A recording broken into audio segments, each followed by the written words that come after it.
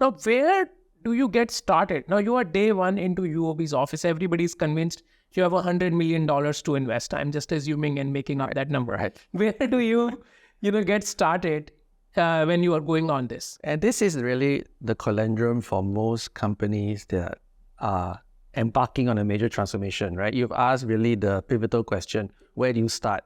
And at the start, we didn't know how much money we had. Okay. We had to propose what we're going to do, and therefore, obviously, the money would follow around what we're going to propose. And it is very complicated, as I've indicated in my playbook and my approach, right? Because do you start with customers, right? That would be the wise thing to do. The wise thing, but most people don't do it, right? But you can start with customers, understand customers very well, but then it may not make money. Yeah. Because not necessarily everything customers want, because customers don't really care about how much profit you're going to make, right? Yeah. You may not be able to make a good business out of it. But then if you start from a business perspective, you may be very ignorant. You may be trying to push things customers don't want to buy. Yeah. So there's a conundrum there. Then, of course, my research finds that most large companies start with a business objective, to have more share, to make more money, etc. And with capabilities. So let's bring all the latest digital capabilities in. Yeah. Right? So you could start with capabilities, but one of the problems studying capabilities is that capabilities are very dependent. How you assemble those capabilities are very dependent on what the problem is. And what the problem is really in the dimensions of customers and business.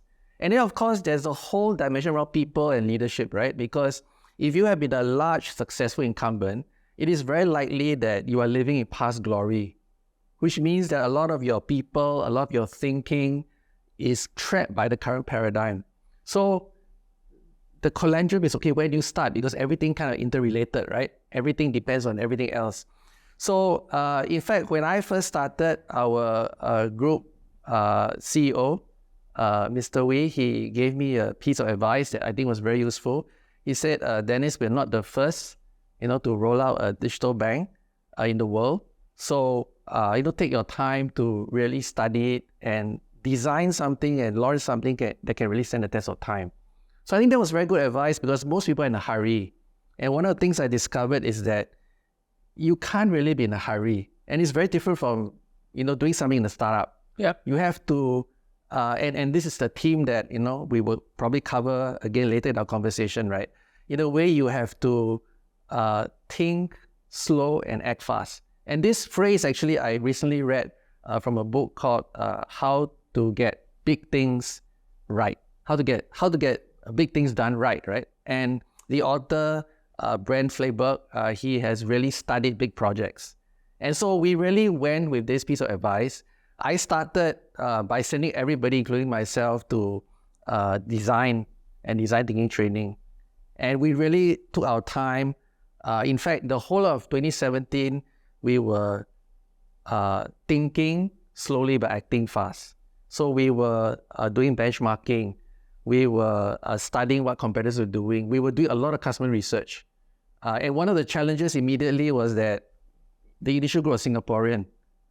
And we were trying for the first time in UOB history to build a bank in two countries where we're not familiar. We don't live there. In fact, we don't even speak the language. Yeah. We don't understand the customer. So already we had a disadvantage, right? Because my colleagues would sometimes playfully tell me that, look, Dennis, why are you here? You're not Thai, you're not Indonesian, you don't speak the language, you don't understand the customer, right? And in jazz, they also said, when you headquarter guys come in, you always, screw things up and then leave me to clean it up. So why are you here? So we had that immediate challenge to really understand the customer better than anyone else, including our colleagues on the ground. So in a way, that advice was very good, and we felt that we could take the time to study, to understand, to really design it well, because there are just some things that once you have decided on a certain path, you reach the point of no return, right? You can't easily write off something and say, no, we got it wrong and we're going to start all over again. Yeah. In fact, most people will double down, right? If you spend 100 million and you find, oops, this kind of not quite the direction, you're probably going to spend another 100 million to correct it. And sometimes that doesn't work because you've already dedicated yourself to a path that doesn't fit you.